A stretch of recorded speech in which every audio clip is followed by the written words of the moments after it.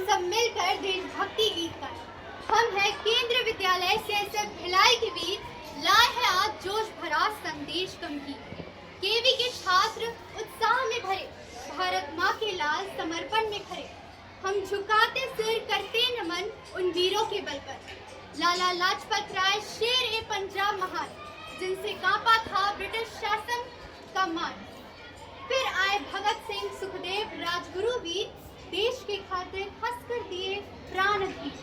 उनकी कुर्बानी से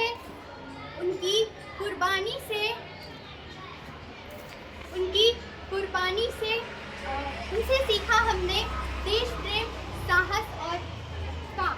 आज हम फिर वही जज्बा जगाने आए हैं, भारत माँ के चरणों में श्रद्धा दिखाने आए हैं। तो आइए देखें वो दृश्य महान, जहाँ जन्मा था आज़ादी का अभिमान, जहाँ जन्मा था आज़ादी का अभिमान। आज हम सब एक आज़ाद भारत में रहते हैं, लेकिन यह आज़ादी हमें यूं ही उपहार में नहीं मिली। इसके लिए हमें एक लंबा और कठिन संघर्ष करना पड़ा है। हमने भारी कीमत चुकाई है। आज़ादी की इस यात्रा में लाखों लोगों ने अपनी जान की कुर्बानी दी। 1919 जलियांवाला बाग।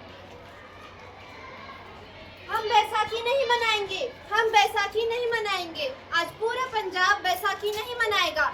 जब तक हम उन अंग्रेजों को इस देश से बाहर नहीं निकाल देते, हम बैसाखी नहीं मनाएंगे। हाँ, बैसाखी नहीं मनाएंगे, हम बैसाखी नहीं मनाएंगे। अच्छा, तुम हमारा विरोध करते हैं? भाग जाओ यहाँ से, नहीं तो इसका अंजाम बहुत ही बुरा होगा। हमें नहीं, तुम अंग्रेजों को भागना होगा यहाँ से। हाँ, तुम्हें भागना होगा यहाँ से, तुम्हें भागना होगा यहाँ से। Soldier, fire!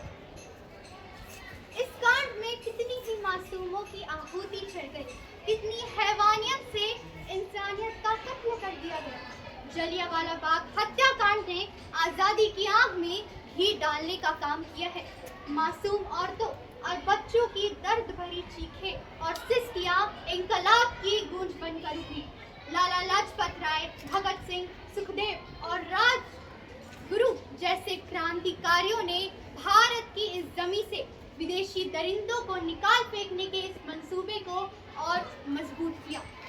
30 अक्टूबर 1928 को लाला लाजपत राय जी के नेतृत्व में साइमन कमीशन के खिलाफ जुलूस निकाला गया। जलियांवाला बाग हर हिंदुस्तानी की आंखें नम कर गया। इस कांड में कितने मासूमों की आहुति चढ़ गई। साइमन कमीशन वापस जाओ, साइमन कमीशन वापस जाओ, साइमन कमीशन वापस जाओ। बेवकूफ इंडियंस, तुमको हमारा बात समझ में नहीं आता। Stop this. Simon commission go back, Simon commission go back, Simon commission go back. I said stop this. Lala ji, अब आगे बढ़िए, हम आपके साथ हैं। हाँ, हम आपके साथ हैं। साइमन कमीशन वापस जाओ, साइमन कमीशन वापस जाओ। सोल्जर, लाठी चार्ज। लाला जी, आपको तो बहुत गहरी चोट लगी है। हाँ, इनका तो सर फट गया है। मेरे शरीर में लगी एक एक लाठी उस अंग्रेजी सरकार के कफन में कील का काम करेगी और यह आजादी की लड़ाई रुकनी नहीं चाहिए। ये जिम्मेदारी मैं तुम सबको सौंप कर जा रहा हूँ।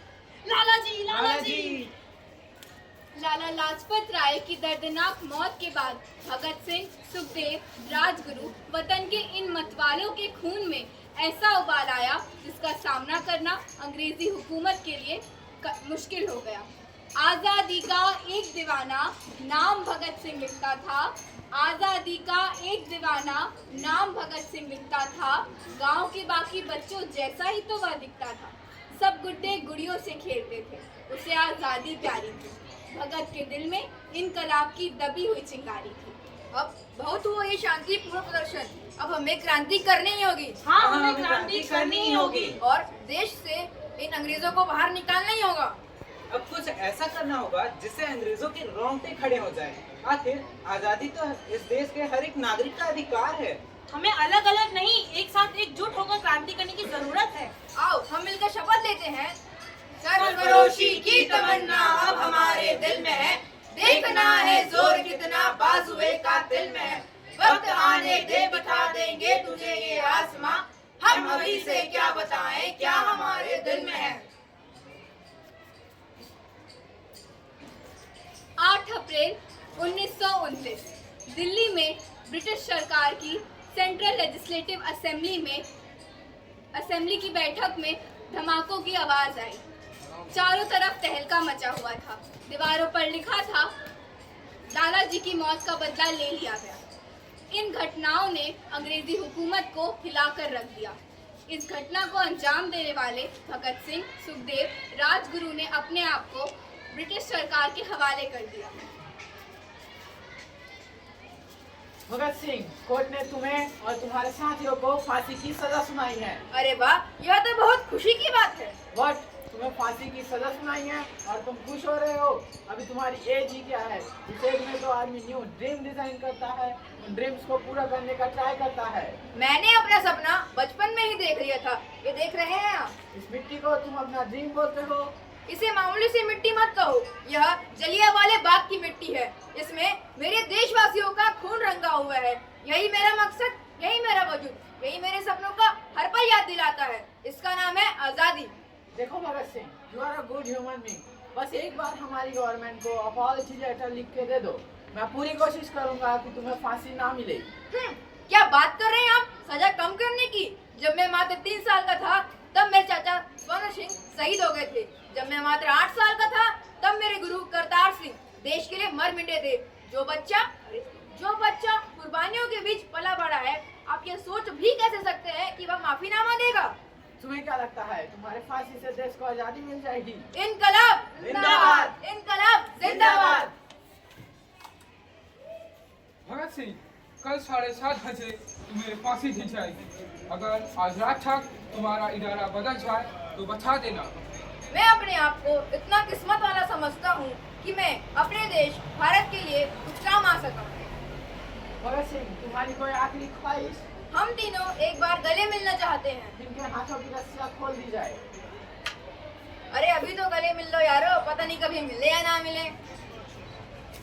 इनकलाब जिंदाबाद! इनकलाब जिंदाबाद! इनकलाब जिंदाबाद! वंदे मातरम! वंदे मातरम! वंदे मातरम! इनकलाब जिंदाबाद! इनकलाब जिंदाबाद! वंदे मातरम! वंदे मातरम! इनकलाब! जिंदाबाद जिंदाबाद वंदे मातरम इनकलाब जिंदाबाद! इनकलाब जिंदाबाद वंदे मातरम वंदे मातरम।